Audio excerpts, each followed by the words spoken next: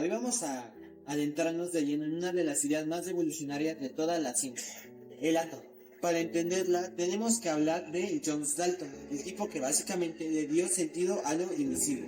Imagínense, el desafío a principios de los años 1800. Los científicos estaban en un aprieto, veían que las cosas reaccionaban, sí, tenían leyes que parecían funcionar, pero no sabían qué pasaba allá abajo, en lo más pequeño, de la materia. Y de repente apareció John Dalton. Su curiosidad, su rígido científico, estaba a punto de cambiar las reglas del juego. Gracias a él, por primera vez, vamos a tener una base sólida para entender de qué está hecho todo. El objetivo de este video es demostrar la relevancia e impacto que tuvo el modelo atómico de Dalton en el transcurso de los años, y asimismo difundir por medio de redes sociales y sitios web el desarrollo del primer modelo atómico representado por el científico John Dalton.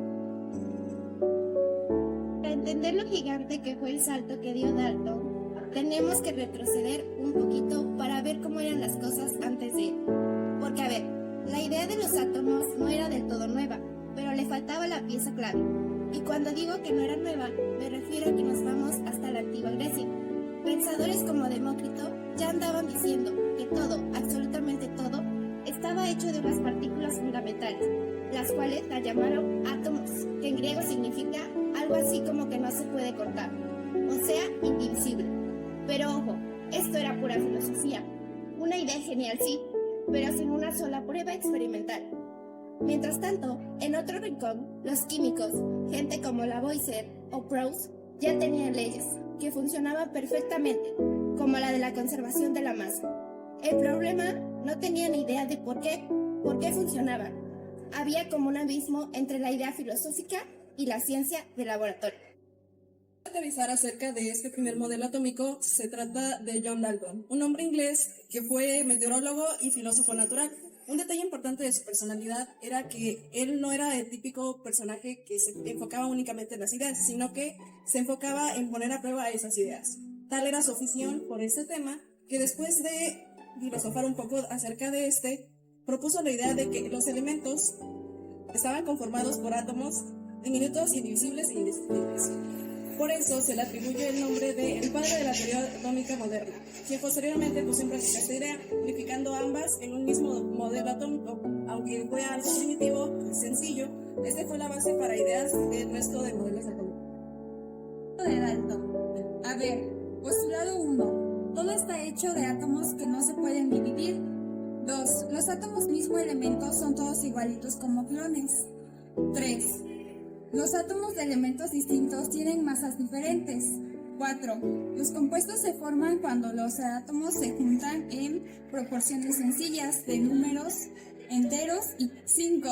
Las reacciones químicas no se crean ni se destruyen, solo se reordenan. Y esta cita de su trabajo lo resume todo perfectamente. Para Dalton, la química dejó de ser una especie de magia, no una reacción química. Era simplemente un valle de átomos.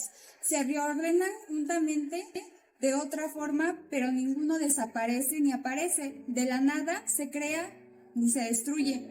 De golpe, la ley de conservación de la masa tenía por fin una explicación. Claro, con esta teoría tan clara surgió una imagen mental del átomo. Una imagen súper simple, pero muy potente. Dalton se imaginaba los átomos como esferitas pequeñas, sólidas e indestructibles, sin nada dentro.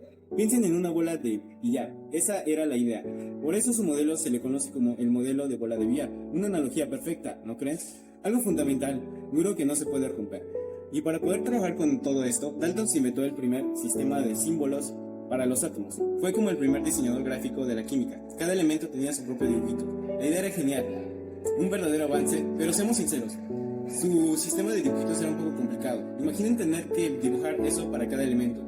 En poco tiempo, otro químico, Berzelius, propuso usar letras, y bueno, ese sistema era más práctico, tanto que es el que usamos hasta hoy en día.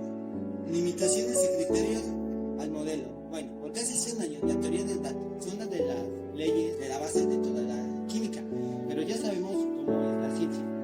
Nunca se queda quieto y pronto nuevos descubrimientos empezaron a encontrarse.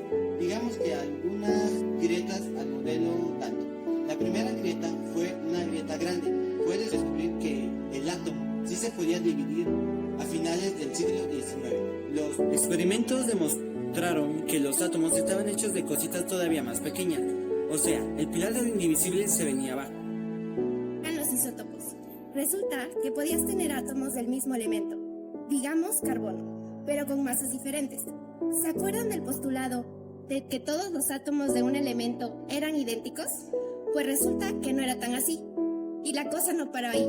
Empezaron a surgir más y más preguntas. ¿Cómo es posible que el carbono puro pueda ser un diamante súper duro y a la vez grafito tan blando? La teoría de Dalton no lo podía explicar. Tampoco encajaba bien con moléculas orgánicas súper complejas. Y ni hablamos de la radiactividad. Ese nuevo y misterioso fenómeno que demostraba que algunos átomos podían transformarse en otros, la idea de que eran inmutables se hizo pedazos. ¿Con todo esto Dalton estaba equivocado? A ver, para nada. No es que estuviera mal, es que estaba poniendo el primer escalón, el más importante, el fundamental, en una escalera larguísima de descubrimientos.